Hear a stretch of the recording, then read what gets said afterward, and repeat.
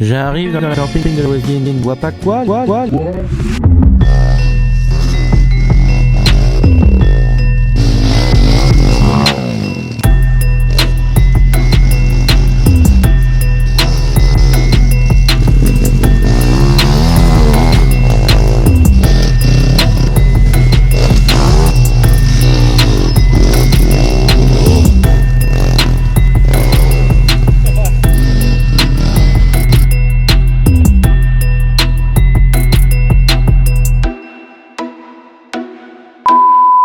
Bonjour les amis, j'espère que vous allez bien. Oh, moi ça va parce que mon métier me permet de faire mes vidéos. J'ai quand même beaucoup de chance. Je m'estime extrêmement heureux pendant cette dure période, les amis, de pouvoir continuer à travailler déjà. Putain, t'imagines, il y a des gens qui sont contents d'avoir une bonne excuse pour rien foutre. Mais moi, je suis le plus heureux de la Terre à me dire putain, je peux travailler. T'imagines le nombre de gens qui ont des gîtes, qui ont des restaurants. J'y pense tous les jours et frère, je commence à mal le vivre alors que c'est pas pour moi. Tu sais, je me dis, oh, tant de, tant de pauvres personnes qui ont rien demandé, frère, qui voient leur société se fermer, les banquiers qui répondent plus, les services des impôts qui sont saturés, les trucs, les machins, plus internet, plus. Oh là là, les mecs qui font des travaux, les mecs qui sont pas éligibles au moins 70% de perte de chiffre d'affaires parce que la société elle a 11 mois au lieu de 12. Des trucs horribles, des situations qu'on connaît tous. Putain, mais courage quoi. Mais moi, je vous promets. Mais alors, moi, je suis pas quelqu'un qui part en vacances. Vraiment. Je suis pas quelqu'un qui part en vacances.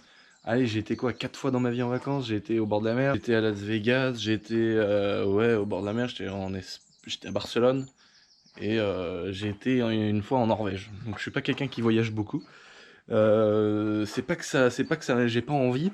C'est que bon bah j'ai pas trop le temps et puis j'ai plein de trucs à faire ici donc voilà je préfère entre guillemets je préfère ne pas prendre de vacances et kiffer mon métier à 200 000 ou si je prends un jour par-ci par-là de vacances et rester par chez moi et bricoler quoi.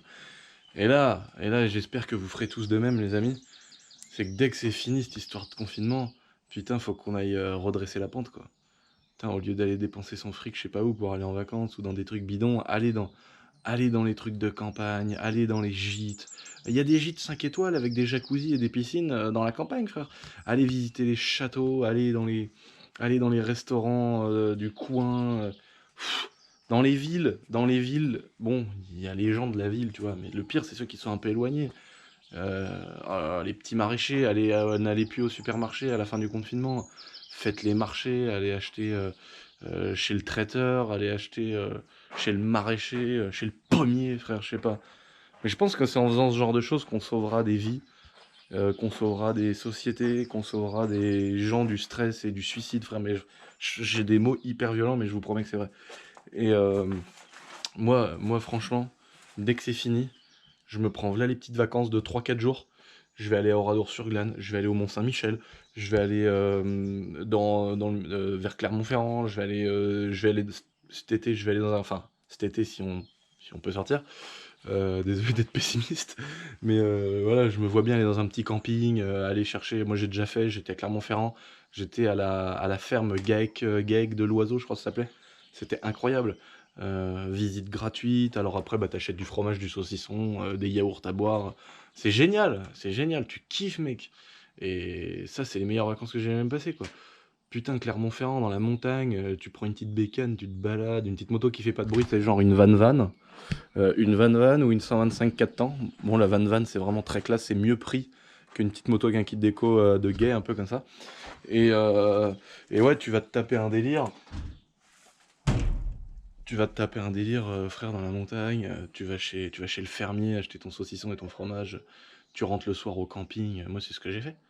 Et je démarrais ma 335 parce que j'avais une ligne full vide sur ma 335 et je bourrais les échappements de chiffon. Et je tenais les échappements comme ça et je disais à ma meuf démarre. Et j'avais les chiffons et les mains parce que c'était du diamètre 100 ou 110, je sais plus.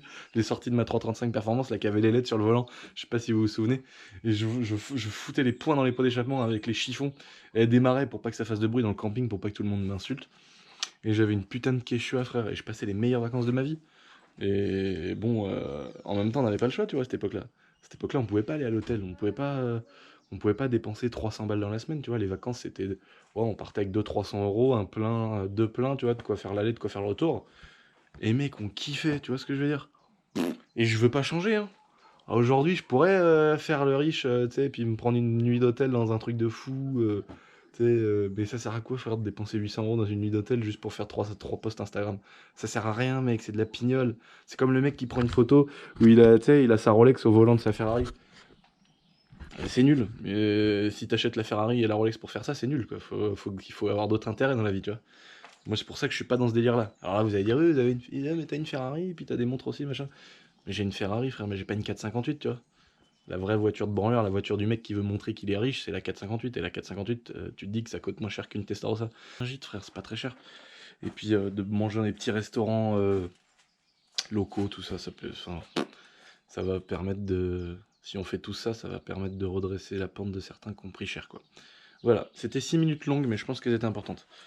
Aujourd'hui, les amis, petite vidéo sympathique. Bon, bah déjà, j'ai un bazar dans le bordel, là, j'ai les pétrolettes de partout. On va repasser ma belle petite 450 en super motard. On va lui remettre les belles petites jantes Falco. Donc, gros disque, jantes Supermot en 17, etc. Parce que là, il fait beau, et puis on fait pas tant de cross sur terrain de ça. Et puis, franchement, ça fait mal au cul, mais on prend 40 fois plus de plaisir à rouler avec les 190. Donc on va sortir les Supermods parce qu'on va redescendre la 500 CR, lui faire une petite révision. Et puis également, bah voilà, on aura la 450, donc on va pouvoir se faire des belles petites vidéos là-dessus, les amis. Donc je vais partir sur un petit accéléré où je vais ranger mon garage, et ensuite, je vais poser cette belle petite 450 sur le podium, et on va lui pouillaver les belles petites jantes qui sont cachées juste là. Elles sont juste là, bien sales, les petites jantes. Et tu remarqueras, regarde, ce nouveau petit t-shirt édition limitée, qu'est-ce que tu en penses? Qu'est-ce que tu en penses de ce petit t-shirt? C'est moi, hein, sur la photo, hein. C'est pas un truc qu'on a copié, qu'on a pris sur internet, machin, c'est un dessin, frère. Ça là, c'est un dessin, frère.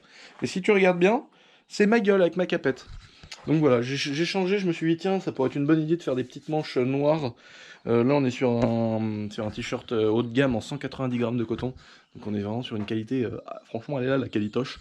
Et puis bah voilà, je fais pas mal de cross bitume, je trouve que ça représente bien... le délire. Voilà.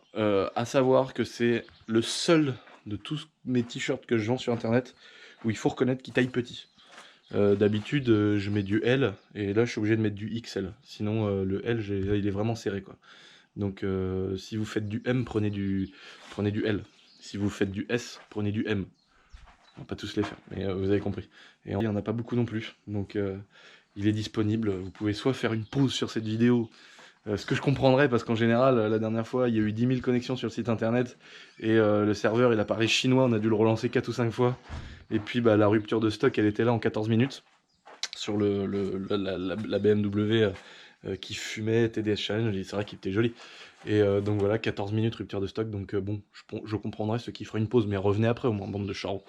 Donc voilà, il est dispo sur le site.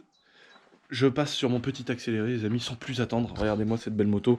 Je vais vous faire des belles images après l'accéléré. Oui, vous savez qu'à chaque fois que je dis accélérer, j'accélère jamais.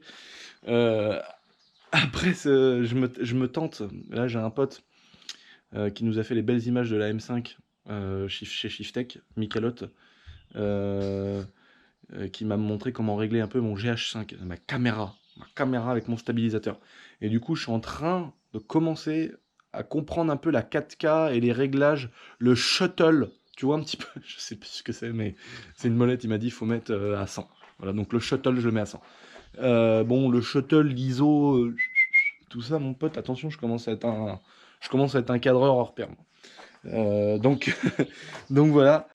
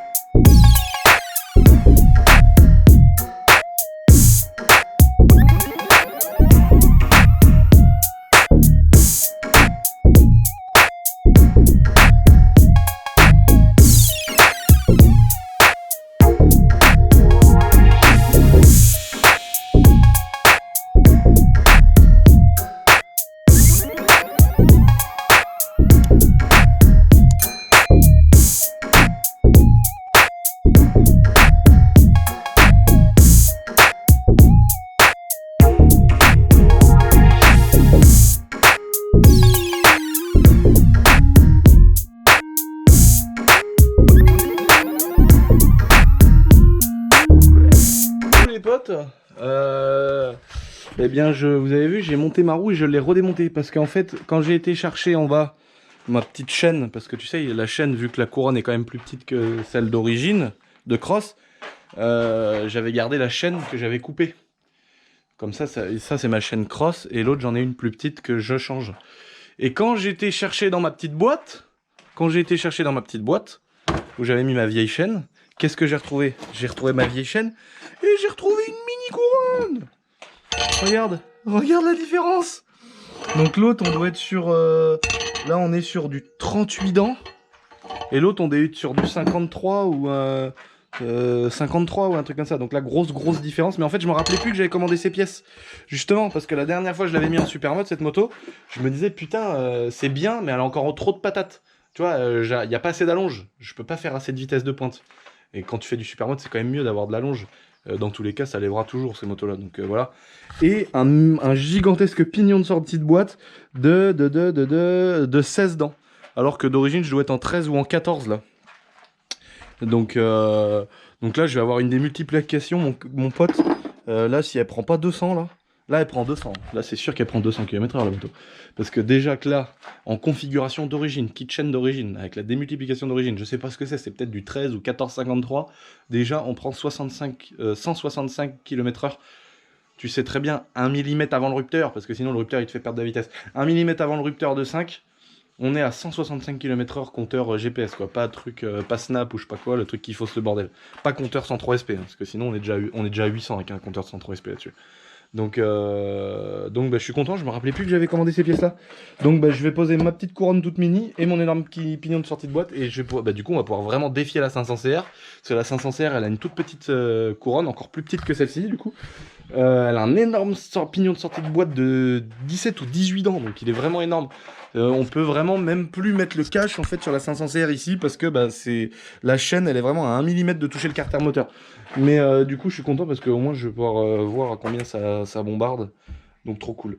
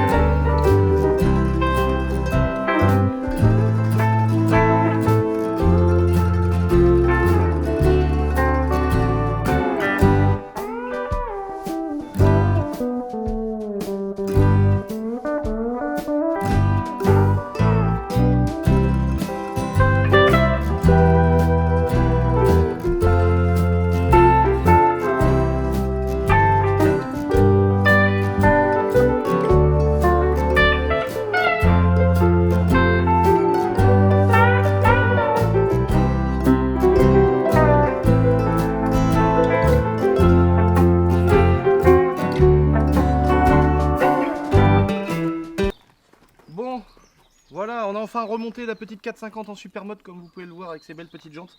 Alors là, on est parti sur une démule les amis. Je sais pas si vous avez vu le bordel. Là, le pignon, regarde si tu peux te rapprocher un peu avant. Là, le pignon là, les dents du pignon, elles arrivent à ras du bras oscillant. Ça arrive à ras du récepteur d'embrayage. Le pignon, carrément, c'est plus un pignon, c'est une couronne. Et puis derrière, c'est plus une couronne, c'est un pignon.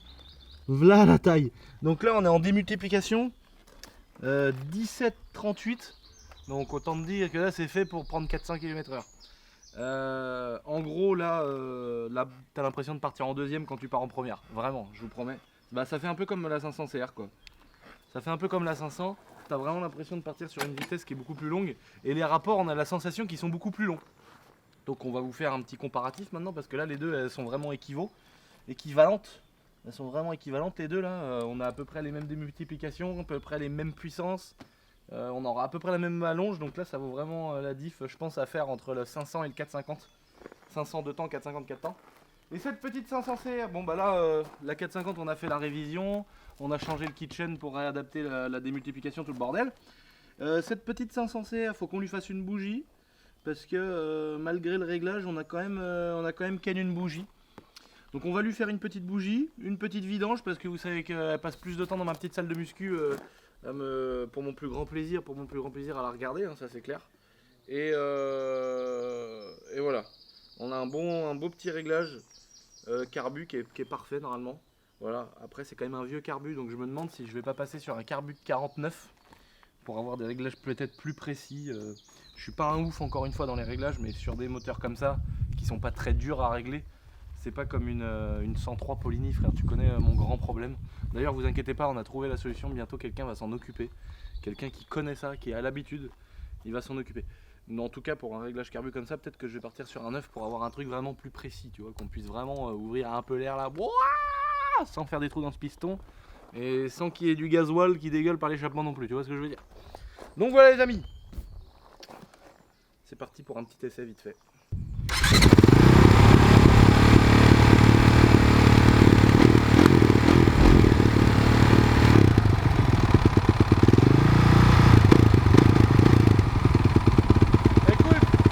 Écoute la première quand je pars, écoute la première, tu vas voir, on a l'impression que je pars en deuxième avec la chaîne, la démule.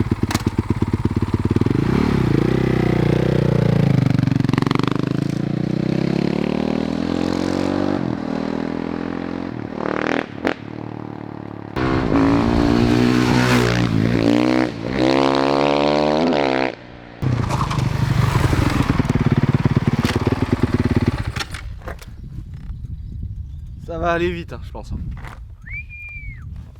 Ah nom de Dieu, je peux te dire qu'elle allonge la brelle là. Ah la vache. Oh la vache, comment ça allonge, c'est un truc de ouf. T'as l'impression d'être en 2 ou en 3 avec la première vitesse, c'est un truc de baiser. Je sais pas si c'est facile du coup de faire des bavettes là, pour le coup.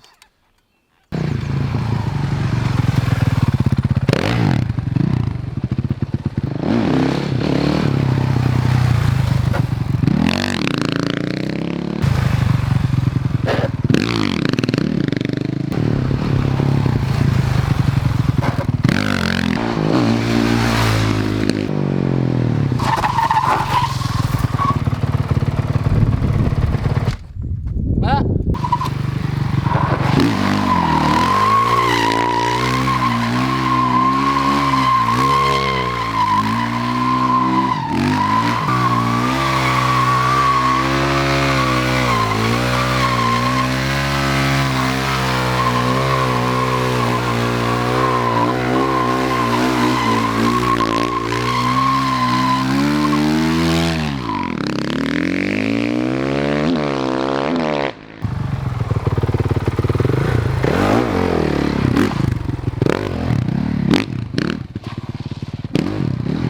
Connerie de toujours dire je mets pas de casque mais je roule tranquille, tu vois. Au début j'ai dit allez, je fais une petite bavette sur mon casque et puis après t'as vu ça part, ça fait un wing, ça fait du wing.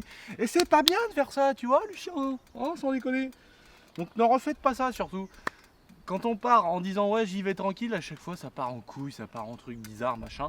Donc à chaque fois que vous sortez votre moto, mettez votre casque parce que vous avez vu, même moi je me fais baiser. Donc voilà, de toute façon je ne suis pas un exemple les amis. Je suis content d'avoir ressorti cette petite moto. Là l'avantage c'est que putain quand j'arrive pour faire une bavette j'ai l'impression que je suis en 3. Qu'en fait tu vas plus vite que tu. Mais en même temps tu as le fait d'avoir moins cette espèce de petit coup de gaz de réactivité vu que tu es quand même censé être une vitesse engagée en plus. Bah c'est limite moins dangereux quoi. Voilà les potes. Bon, j'ai fait 2-3 petits tours de roue, vous allez me dire oui c'est pas foulé pour nous faire des belles images, mais avec le confinement, je peux rouler sur la route qui est devant chez moi, c'est mon travail, voilà, je veux dire, on essaye de faire les choses bien, tu le sais. Je vais pas commencer à aller faire une vraie vidéo de cross bitume, à aller faire n'importe quoi avec Babas, à rouler à 200, alors qu'on est en période de confinement, ça va être un peu galère. Donc c'est pour ça que je suis devant chez moi, en faire un petit peu tranquille, il fait beau, on fait chier personne. Mais c'est une galère de rouler en ce moment, donc surtout restez confinés et vous inquiétez pas, on fera de la moto plus tard. Hein. Moi je suis très content de pouvoir en faire un peu, mais j'en ferai beaucoup plus tard. Donc voilà, mais ne vous inquiétez pas, de toute façon c'est prévu. Je vais vous faire un beau petit comparatif 500CR VS 450 Supermote, les deux Supermotes de la mort, les deux bordels qui sortent environ 65 chevaux. Donc voilà. Je suis bientôt de retour pour vous montrer tout ça, des belles images, on va faire des beaux trucs, là, des belles choses. J'espère que le 4K, là on a essayé le 4K sur le GH5. Dites-moi si vous trouvez qu'il y a une amélioration des images maintenant qu'on tourne en 4K. Et puis voilà, je vous dis topette, je vous embrasse, merci pour tout comme d'habitude, hein, d'être là, de soutenir quand on se fait voler des images ou du contenu. Pareil, de toujours être à fond derrière moi, ça fait vraiment kiffer les amis. Donc un grand merci à vous, je ne saurais jamais comment vous remercier autant. Allez topette!